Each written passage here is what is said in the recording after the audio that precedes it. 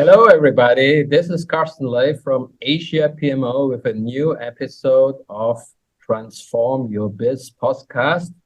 Today with an amazing guest, Hoang from Vibeji, talking about the evolution of marketplaces. Yeah. Hello, Hoang. How are you?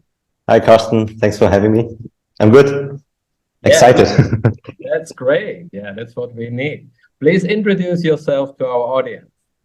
Yeah, so my name is Hoang. I'm currently the co-founder and COO of Vibeji, or how the Vietnamese like to call it, Vibeji. Like we accept both nowadays. I was originally born and raised and educated in Germany, and I moved to Vietnam 4 years ago to start this company, to co-found this company. Yeah. So what is Vibeji about? What are you guys doing?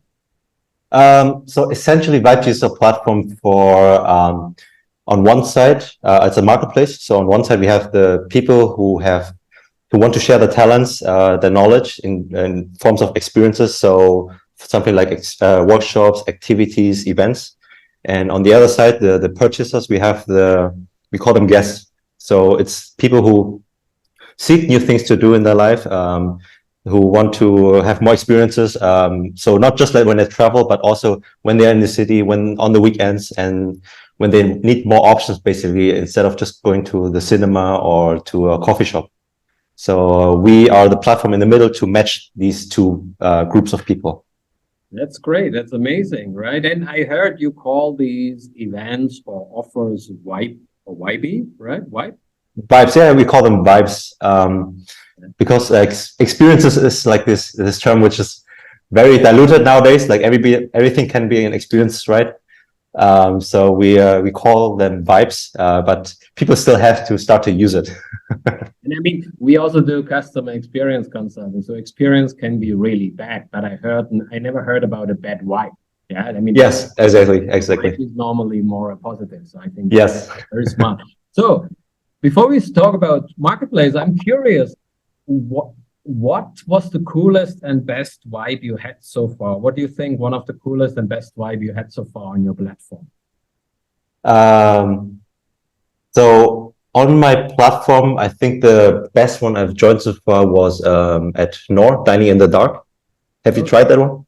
Yeah, nice. Yeah. So on the outside, it just looks like a like a concept dinner where you don't see anything and you have to eat it in the dark. But I got the chance to know the two founders, and they, like, once you learn the story, the experience was so much better. So I love to tell this story because so basically Gem, he's from the Netherlands, and his partner Du, they wanted to help people with disabilities, like visually impaired people, to help them to find work. So they came up with this concept, and they trained them to serve this like world-class customer experiences, but in the dark. And they don't call their stuff like people with disabilities, but with different abilities, which is what I love, because like when they are in the room, like we normal people with eyes, we have we are really scared and we don't know what to do. But those people there, they guide you so well, so that knowing all that and the story, and then the great food, that made the experience really good. So yeah, I always like to recommend them. Yeah, that I did it too. That was a great experience, right? Yeah. And also no phone, no distractions, even yes, exactly. You really immerse on the food experience, right? Exactly. And the fun part is, like, you don't know what you are eating. So you could chew on a tomato, but you might think, wait, is it like salmon or something? Like you don't know until the end, until they reveal it. So that's really fun. Yeah. They do a little bit of quiz experience, I remember, right? At the end. Yeah, exactly. So you have to guess like what you ate, but then usually people are not really like, we are not really good at it, I would say, or at least I am. It's a difficult one, right? No, but it's a great examples of what you guys do or what you have on your platform. Yeah. So when you look into that, so we spoke already about different kind of experience, maybe a backstory behind, and maybe also something meaningful, right? Yes. Mentioned. So how do you see that these kind of marketplaces, I mean, we have, when we spoke at the beginning to prepare that, we were comparing you a little bit to some other event marketplaces or bigger platform or ticketing platforms, right? Which is all out there, right? Yes. So how do you see how these marketplaces evolve in the last 10 years? So marketplace, so there are different ways to look at how they quote unquote evolved in the past. But I think the best way to describe the evolution, the evolution of marketplace is if you look at the functions they serve for both the seller and the customer. So in the early days when we just started to have the internet, then you would just need a listing. So you would need like a picture, a price, a bit of info, and then you can already start like to sell. So that was the first, I would say, model of a marketplace. Like they call it the Craigslist area. Craigslist or Yelp.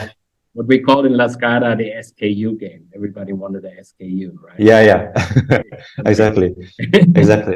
But obviously, like everything on the internet, it needed to evolve. So we had like Yelp, right? And then people used to use it a lot, but then for some reason it disappeared. I guess because they didn't serve enough of the functions. So the next function typically associated with marketplaces would be like the purchase. So as a seller, you want to be able to sell your goods or services and receive the money right away. So then that's like the next evolution so that's when we talk about like Ticketbox in Vietnam or Eventbrite, or the eBays, Amazons out there. So that is like the next evolution, and it's still like really present, like Shopee and everybody. We're still used to this.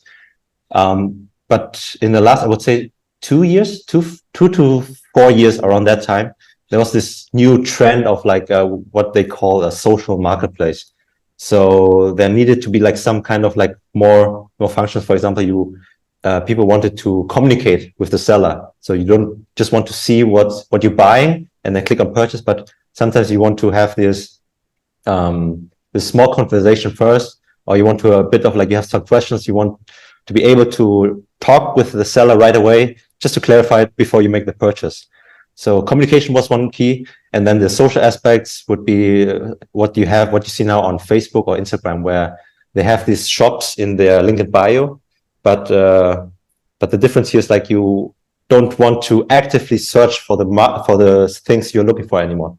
So you don't want to go and type, like use the search bar or the filters or the sort functions. But you want, like, that's like active searching, right? On the social, the difference is like it's passive. You just consume content, and then sometimes you see something that you like, and then you decide right on the fly, okay, you want that product. So that's why like the social commerce industry has grown like really, really massive in the last 2 to 4 years. And that's where we see, for ourselves at least, where the marketplace model might evolve. But right now it's really hard to say that there's like one right way, because right at this stage there are like many platforms out there who try different approaches. For example, we have like marketplace for real estate, right? So they don't need to go social, but they need to they need to manage the marketplace. So once you have a purchase there, then an agent comes right in to talk to you, to advise you, and then to walk you through the deal, because it's like a lot of money, right? So right now it diverse. It's not like a linear evolution anymore, but now it becomes more customized to each industry. And for us, obviously, experiences, we see that long-term, probably like social and community, those are the key functions that we would need to build to grow further in our industry.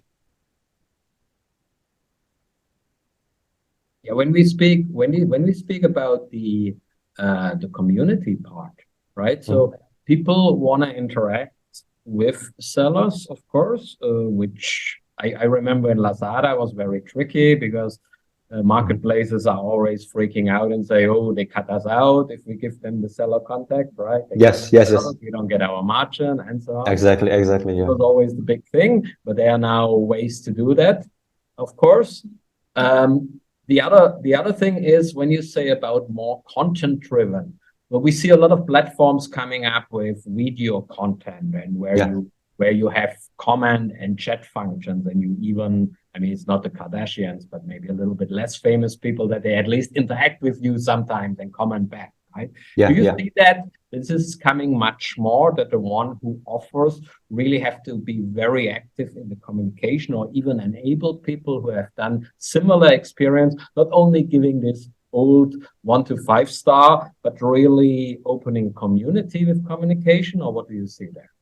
Yeah, definitely. So what we saw in our work, especially for experiential services, that so we asked our customers, and the majority, like where they get the info of okay, what activities are there, or where's a new restaurant or any new thing to do.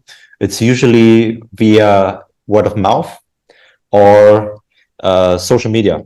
So those are the two main. Like people are like, especially the younger millennials and then the Gen Z especially, they don't want to go on marketplace and use the filters and search functions anymore. They want it to be like, they just wanted to open an app, be entertained, and then the right answer, the right product or service they're searching for just falls on their lap. That's how convenient it has to be nowadays. So that's why I'm very sure that every business in the future must go more and more into the direction of creating content. Like even newsletter is not enough anymore. Newsletter right now really salesy, and usually they don't provide enough value. And with content, especially video content, you really want to establish this kind of like a connection where they can see, okay, you're not just the brand, but you are not OKR Asia, for example, but you are Carsten Ley, and they want to know, okay, who's Carsten Ley and what is he passionate about? And then they decide on that. So it's more emotional driven. So that's why content is definitely the key. And yeah, that's why I think that when more and more people want to make that purchase decision based on the content, then definitely the marketplaces have to adapt. So you can see that at Shopee, for example. Shopee in Singapore, not here yet, but after the whole hype with Reels and TikTok and everything, they started to actually have this feature for discovery. So the sellers create videos like Reels, and you just like, instead of like shopping and searching, you just swipe through the Reels, and the algorithm learns like, okay, what kind of like items do you like to purchase, and then you just swipe them, and then you can like it, which is like it saves it, or you can make the purchase right away. So yeah, people start to experiment already. And you see the reels and scrolling behaviors of people. That's how you manage it as a platform, that it falls into the right lap. Yes, exactly. Like the goal is of a platform is always just to find the easiest way to match the right buyer with the right seller. Right now, I would say social media does a better job with the reels right now. But before that, it was really like, if you do Facebook ads or Instagram ads, it's really, you're just pumping money out there, and you shout into like a whole crowd, and you hope that some people see it at the right time and then make an action on that. But I think like in the future, like with social, then you have these influencers, right? And those influencers, they have a follower base which is correlated to a community you want to tag into. Mm-hmm. So in the future, I don't think like marketplace model is the right thing, but you really have to dive deeper directly into these communities to sell your product, which is really like targeted just for those group. Yeah. We were also joking a little bit about before, when you mentioned word of mouth, that it's probably now word of chat or word of, I mean, people, young people at least, even if you see them together in a coffee shop or somewhere, or working side by side with their headphones on, I think 80% of the communication goes via chat, not really word of real mouth anymore. Yes, true. Anymore, let's say it like that, right? Yeah. And so how can you facilitate that the sharing into this one is easier, right? Are you thinking about that? Yeah, so that also like falls into the social content, I would say. So content per se, it's not like a sales offer, right? Content is more organic. It provides value for free usually, and that's what people like. So if you have like memes, or you have like a funny reel which is relatable, then that's what people share. So I would say for small businesses who have like a brand, who have a product, they need to find a way to create this kind of content. instead of just like, okay, flash sale, 30% off. Needs to be a bit more creative. So I think like if you if you spend enough time on TikTok, then you definitely know about, for example, Duolingo. They have these the owl, right, and they do a lot of like crazy reels for that. But I think that was enough for them to have to get the brand name out there. Everybody knows them. Everybody knows them for their funny reels also. And you need to compete on that, like on the entertainment market, and not just like on the product anymore. So Yeah. marketing goes in more and more into the entertainment sector, right? I mean, Yeah. how do you see it? Do you also have something away from the community sector in like a more active gaming sector, or how do you see that? You mean Like a gamification, or Gamif- have you tried that on your platform that people can? yeah. I mean, on an easy lane thing is probably that they can win something, but that people can participate in some challenges or something, right? If it's more experience based. Have you tried that? Yeah. Yeah, we thought about that for actually like since the beginning. We always thought about ways that, okay, how can we make this more basically experiential, because we are a platform for experiences, right? So it's not just like the purchase, like after like the thing you go to, that should be an experience, but also like the whole purchasing journey. Mm-hmm. So we thought about it, but we still haven't come to the final conclusion. Mm-hmm. Things what we thought would be interesting, because both me and my CEO, we relate to that, is having something like a experience journal. Like it's nice for us to think back about the year, about the past year, and see all the things we've actually done. Mm-hmm. So for us, usually what I like to do is like I go through all the Instagram posts, because that's where I keep like that's where I like to put my content out there. Not Facebook anymore, but Instagram, because it's very visual, and then it's just like this nice, fulfilling feeling that, oh, actually, I've done quite a bit this year. Like sometimes you know how a year ends, and you think to yourself, oh, another year, and it was too fast. But once you have these kind of like small reminders, then to remind you of all the new things that you've actually done, then it might help people to be more mindful about what they want to do for the next year, and also be more sticky on our platform, search for more experiences. They want to repeat some stuff, right? I mean, if it's good experience, maybe they want to repeat it. Yeah. The hard part is like, here's the thing, like experiences have to be new. They have to be novel. Okay. Like, especially, like, for example, that's why usually you associated experience with traveling, because when you travel, you usually go to a new place and do new things. So you have more things to remember. So the outcome is always the memories. But what we trying to do is to really to help people develop this mindset that you can also have new experiences, not when you travel, like when you're in your city, because there's enough things to do in Ho Chi Minh City alone already. We know that because we are in the industry, but people don't know about it, and they are not used to it. So they still like to do the things that they like doing the hobbies, or meeting friends over coffee, which is fine. But I think it would be nice for people if they look like, okay, once a month, I want to try something new. Like next month for Carsten, I'm going to invite you to try to make your own scented candle, for example. And then month afterwards, we're going to go like planting or something like that. You know, it just becomes like this, I would say, more fulfilling lifestyle, which I have. And I think everybody would benefit from that if you make just a bit of time for that. And I think that's great what you said today, right? I mean, at the end, you also tackled topic that experiences to learn something. Not maybe like always going for a master or something career driven, but it's a little skill on the gardening side, handles, painting, whatever. But I put my skill set a little bit up, which not only always leads to a career, but it can give me fun, it can give fulfillment. Maybe later I can need it one day, right? Yeah, exactly. It is just recreational. Like it helps to develop yourself. I would say, like if you know back in your mind, oh, I have done all these things already. It helped. Like I have tried these things which I have no idea about, but I did it anyway, and it was fun. It was great. It was I learned something new.